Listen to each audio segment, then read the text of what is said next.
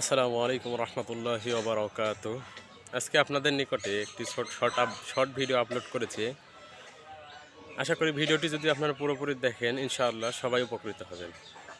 আজকের ভিডিওটি হচ্ছে আমরা জিন জাদুতে আক্রান্ত হলে বা জিন জাদুর আসরে বা কবলে পড়লে আমাদের করণীয় কী।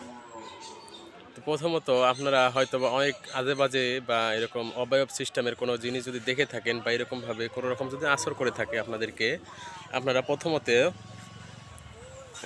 যে কাজগুলো করবেন সেই কাজগুলোর মধ্যে পরীক্ষাস্বরূপ আপনারা আয়াতুল কুরসি এবং তিন কুল, যেটা তিন কুল বলতে বোঝায় সূরা ফালাক, নাস এবং ইখলাস, এই তিনটি আপনারা তিনবার করে পড়বেন এবং আয়াতুল কুরসি তিনবার পড়বেন।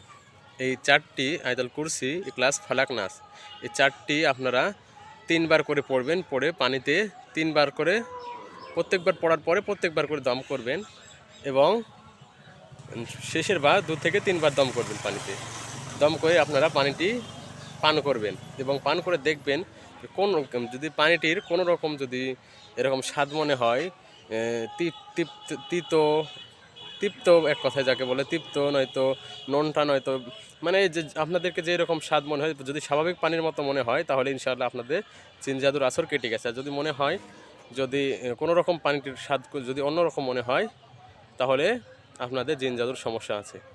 আশা করি আপনারা বুঝতে পেরেছেন ভিডিওটি।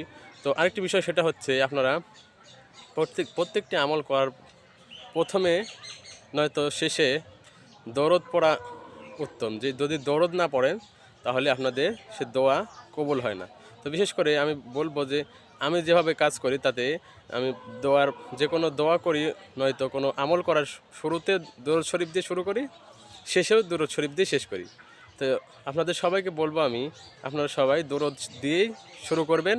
হয়তো বা দরুদ 3 থেকে 5 বার পড়লেন, বা শেষেও 3 থেকে 5 বার পড়ে শেষ করে দিলেন। আশা করি আপনারা সবাই বুঝতে পেরেছেন। আসসালামু আলাইকুম ওয়া রাহমাতুল্লাহি ওয়া বারাকাতুহু।